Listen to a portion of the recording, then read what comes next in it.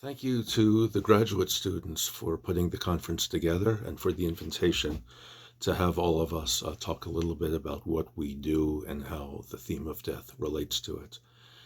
It's such a huge topic, it's hard to know where to begin. I'll talk a little bit about Greek philosophy and death.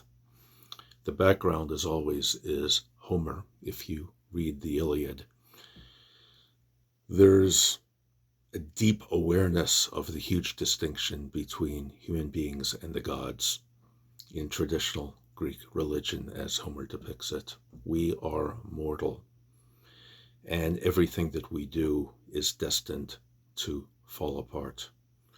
Our lives are short. The things we care about will crumble. The walls of Troy will crumble. Any victory in battle is temporary. And the hero of the Iliad is deeply aware of that. Throughout the poem, he has had it with war. He's had it with people butchering each other. He just wants to go home and be left alone. His pride has been deeply wounded. He's had it with these games. And he no longer seems to take seriously the kind of glory that other people are seeking. At the end, however, he recognizes that he needs to do what he has to do, avenge the death of Patroclus, and do battle, fully aware that any victory is temporary, that the Greeks are no better than the Trojans, and that he is to die soon as well. So you have this deeply dark and pessimistic view, which is the one to which Plato in the Republic takes Socrates to be in opposition. There are things that matter. There are things that last. There are things that are real. Of course, what is real and what matters are forms, truths, realities, not human beings, not the soul. To what it means for the human soul to be in touch with these realities is deeply puzzling and deeply paradoxical.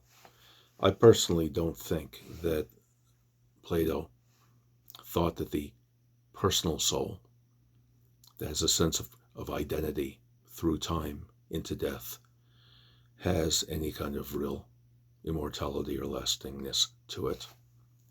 But he's clearly picking up on some themes from the mystery religions that do, in fact, promise to a few some kind of permanence and some kind of immortality. But Plato's own view is, of course, deeply ambiguous, as it should be. Aristotle, of course, has this business of nous, but he says so little about it. He clearly can't, in my view, can't be positing nous or intellect as the anchor for some kind of salvation.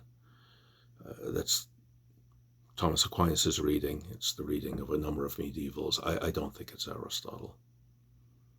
He says so little about it. For Aristotle, our soul is the form. It's a natural form. It's the form of a body.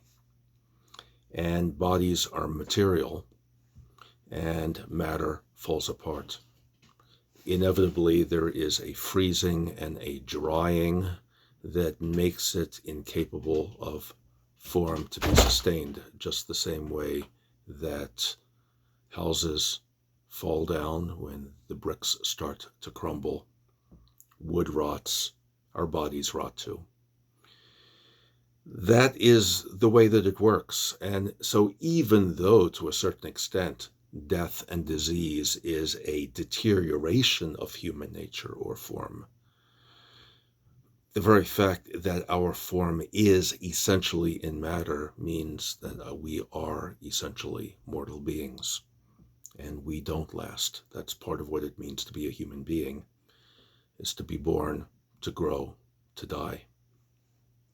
It's true that Aristotle thinks that there is some kind of unconscious striving for the eternal goodness of God and the divine in our striving to leave things behind, especially leaving the next generation behind.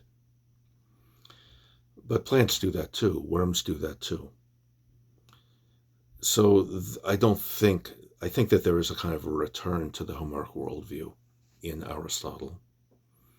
Whatever meaning our life has, it's going to be in this life, and you can't take it with you.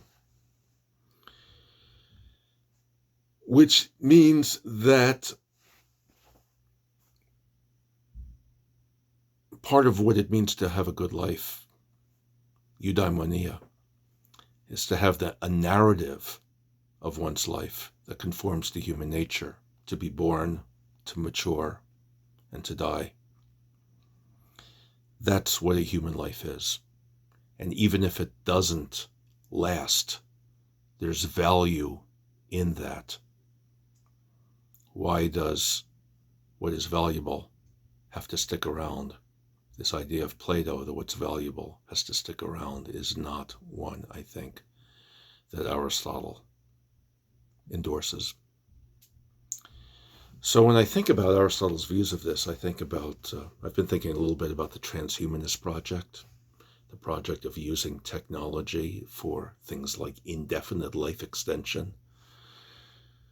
Whether this makes sense from a utilitarian point of view or an existentialist point of view, whether it promises some kind of liberation, I don't know. Maybe it's all a very good thing. But if there is something deeply wise about the Aristotelian take on human nature, a life which is indefinitely extended would not be a human life. It would be the life of a god, perhaps. It would be missing a lot of those elements that are natural to human existence. The idea that there's always going to be a new generation, one with new ideas, new ways of doing things, bringing something new to the table while we old folks pass. That seems to be, I think, for Aristotle, a very, very basic, natural part of the human condition. Not one to be messed with if what we're looking for in the future is a life which is a distinctly human life. Thank you again for letting me mutter for a few minutes. Good luck with the conference.